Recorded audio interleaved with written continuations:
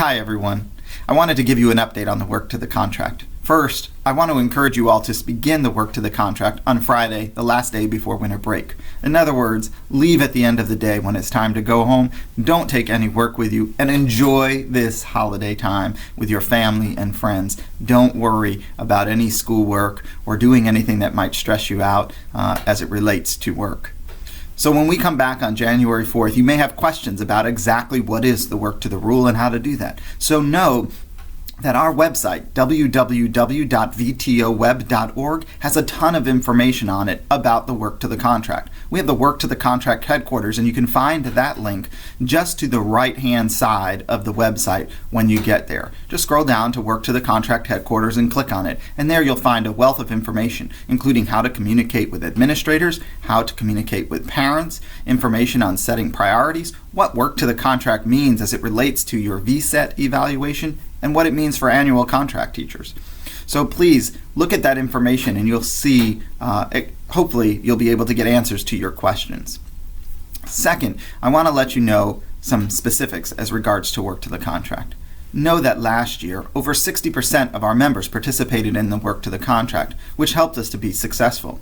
This year, when we had the telephone town hall with over 1,000 of you on the call, we asked you if you wanted us to do a work to the rule. 93% of you said we should do a work to the contract, and 97% said you would participate. So it would be great if we can stick together during this time and really make our point. We know that the superintendent's plan for the next 4 years is basically no raises. Dramatically cutting our health insurance and moving some of that money to raises is not really improving our working conditions and pay. And we also have been concerned about those working conditions and the impact that it has had in our classrooms. We know we're still over-testing students. We know we still don't have the support and resources we need when it comes to curriculum and the clarity. And we know we've become a compliance district. Every time you turn around, there's a checklist, and everyone's checking and looking over your shoulder to make sure you're doing what you're supposed to be doing. That's what we've heard from you guys, and that's one of the reasons why we have to take this unfortunate stand. It really is about doing what is best for our schools and for our students. The focus in our schools should not be on crossing things off a list or checking things off a list. It should be on making sure that our students are learning and that you guys have everything you need to ensure that process. So know that this is much bigger than any of us could ever imagine. So doing a work to the contract is so vitally important if we stick together. So know a couple of things that you'll read online, but know this. A work to the contract means you don't work beyond your regular workday unless you're compensated.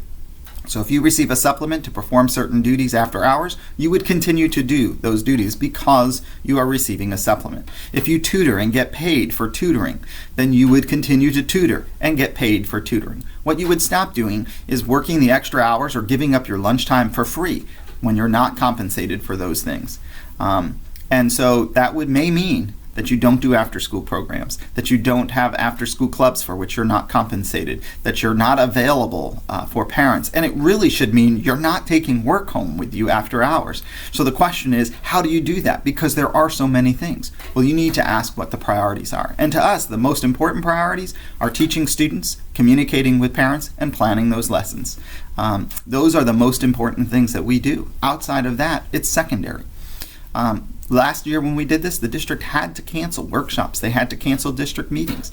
So if you're on some district committees in which you're not compensated, you wouldn't go to those committee meetings. This is how we have a voice. We cannot strike in the state of Florida. If we did, we would lose our pension. We don't want to do that. And just know we're not alone. There are other districts struggling as well. Chicago Public Schools just recently voted to authorize a strike in Chicago.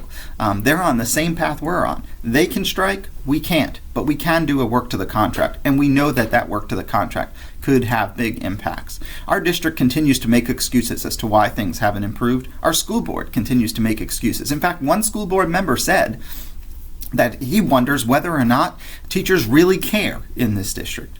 Well, you know what? We do care. It's the school board who doesn't appear to care about what's going on in our schools, and they don't appear to want to keep their promise that they made to us last year, which was to change the direction of this district and to make salaries a priority in this district. They haven't done that. But this isn't only about salaries. This is about doing what is right for our students. So I encourage you to check out the information on the VTO website and give us a call if you have any questions. Have a great holiday, and we'll see you back in January.